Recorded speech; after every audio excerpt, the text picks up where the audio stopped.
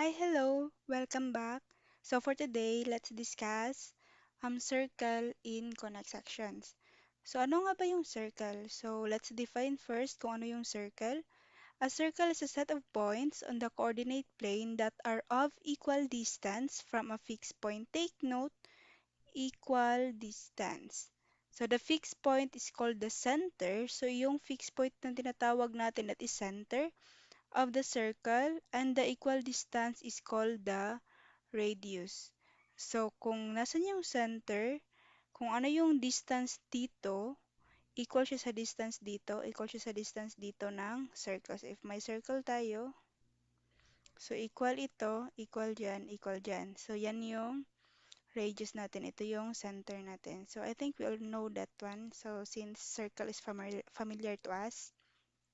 So, we have here equation of the circle. So, ito yung general equation ng circle. We have ax squared plus ay squared plus cx plus dy plus e is equal to 0 where our a, c, d, and e is element of real numbers. So, di ba makikita natin dito sa equation ng circle natin, we have ax squared plus ay squared. So, dito, the same yung constant ng ating x squared at saka yung y squared. So, the same sila. So, pareha silang A. So, dapat same sila. So, from the equation from the general equation ng circle natin, punta tayo sa standard form ng equation natin. So, ito yung standard form ng equation ng circle natin.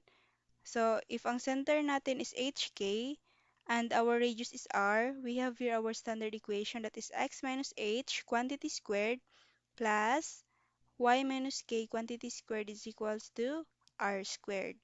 So, ito yung standard form ng equation natin. Again, we have x minus h quantity squared plus y minus k quantity squared is equal to r squared. So, yung center natin is hk. So, ito yung center natin, yung h at saka yung k natin. Then, we have here our radius. So, this is the standard form ng equation. Okay, so let's have an example converting the equation from general equation going sa standard form natin. So we have here example number 1 tayo. Meron tayo dito x squared plus y squared minus cx plus 2y plus 6. So ano nga ba yung standard equation natin? So ano yung first natin gawin? We need to transpose this one then arrange this one na lahat ng may x mauna tapos lahat ng may y is sa susunod. We have here x squared minus copy yung 6x plus y squared then plus 2y is equals to positive 6 transpose natin magiging negative 6. Okay, after that completing the square tayo, we have x squared minus 6x. So, lagyan na lang natin ng parentheses plus, okay, ano yung dapat dyan? Then plus y squared plus 2y. Then plus, okay, that is blank equals equal to negative 6. So, ano dapat, di ba? Ano yung dapat natin gawin if mag-complete in the square tayo? We need to divide the middle term by 2, then get the square. So, this will be negative 6 divided by 2, that is negative 3.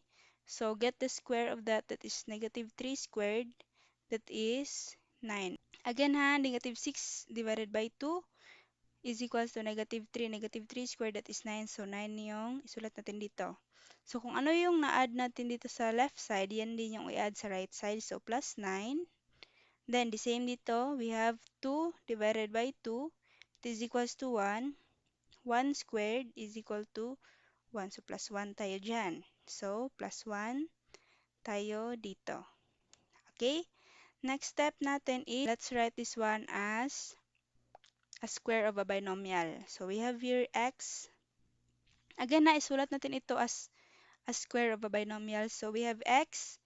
Ano yung middle term ano yung magiging last term natin? It will be minus 3 quantity squared.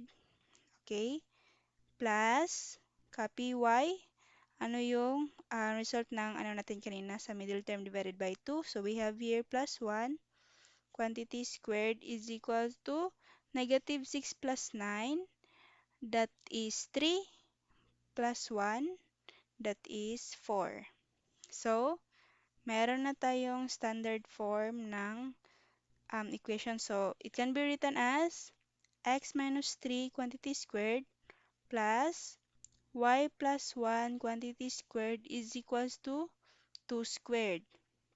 So, ano yung center natin? Yung center natin is HK. So, saan dito yung H at saka saan yung K? So, we have here yung H natin, that is C. So, yung H natin is 3. So, we have 3. Yung K naman natin, that is positive 1. Di ba dapat negative K? So, we have here, that is 1. So, K will be negative 1. So, we have negative 1. Yan yung center natin. Then, our radius. So, yung radius natin is ito. That is 2. Or, we can just simply square root of 4. That is 2. Again, we need to get the positive result kasi walang length na negative. Kaya we have the positive 2. Okay, so yan yung center at saka radius natin. So ito yung standard form, ito yung center at saka radius natin. Okay, so ganun lang siya kadali. Okay, how about naman if ito yung shortcut na kung saan given yung standard equation, hindi na, I mean, given yung general equation, hindi na natin kailangan i-convert siya sa standard equation para hanapin yung center at saka radius. Our center is shortcut. We have here c over negative 2a, comma, d over negative 2a. Then sa radius naman natin, we have r is equals to square root of h squared plus k squared minus e over a. Again, kailangan nating hanapin yung hk muna, saka tayo makasolve for the radius. Okay, so let's use this shortcut. Use the shortcut to solve our example number 2. So we have your example number 2. This is 4x squared plus 4y squared plus 40x minus 32y is equal to 5. So again, ano yung a natin? So determine muna natin yung a. Yung a natin is 4. Okay? Ano yung c natin? Yung c natin is ito. We have here 40. Then yung d natin, we have again, this is negative 32. Kasi 'di ba dapat positive lahat? So 'di ba take note ha. We have here dapat positive lahat. So we have here negative 32. That's why our d is negative 32. Then ano yung e natin? So yung e natin, i-convert natin siya. This will be 4x squared plus 4y squared plus 40x minus 32y minus 5 is equal to 0. So yung e natin is we have negative 5 yung e natin. Okay? So let's use the shortcut again. Ang c natin is c over negative 2a. We have here d over negative 2a. So yan yung sa center. Ang radius naman natin, we have square root of h squared plus k squared minus 5, minus e over a. So yan yung equation yung formula natin. Okay, so we have here now, okay, to solve for our center, we have c. So ano yung c? We have 40 over negative 2. Ano yung a? We have 4. Negative 2 times 4, comma. Ano yung d? We have negative 32 over negative 2 times 4. So this is, we have here, c is 40 over negative 8. Then we have negative 32 over negative 8. So this will be now 40 divided by negative 8, that is negative 5. Ito yung h natin. Yung k naman natin, negative 32 divided by negative 8, that is positive 4. So yan yung center natin. Now we have our h and we have our k. Let's solve for our radius. So our radius is square root ng, okay, we have here square root ng h, that is negative 5 squared plus 4 squared minus negative 5 over 4. So this will be square root ng, okay, this is 25. Negative 5 squared is 25. Okay, then we have 4 squared is 16 plus 16. Okay, negative times negative is positive, positive 5 over 4. So let's use our calculator. So we have here now, okay, so we have here square root ng 25 plus 16 plus 5 over 4. This is equal to 13 over 2. So yan yung radius natin. So meron na tayong center at saka radius. We can now write this one in our standard form. So yung standard form natin that is x minus h. Ano yung h natin that is negative 5. So negative 5 squared plus y minus, ano yung k natin? We have 4. Then we have is equals to 13 over 2 squared. Okay, so let's finalize our answer. They have here x plus 5 squared plus y minus 4. We have here 13 over 2 that is equal to 169 over 4. So, that will be our answer. So, ganyan tayo magagamit ng ating shortcut in solving for our center and radius. Okay, so I hope naka-follow. Okay, but what if naman, ma'am, what if naka-ano na tayo? Naka-standard form tapos kailangan hanapin yung center at saka radius. So, let's have example on that. Okay, so we have here three example. Paano, ma'am? Paano if naka-standard form na siya? Paano natin hanapin yung center and radius? So, dito sa example number 1 muna tayo.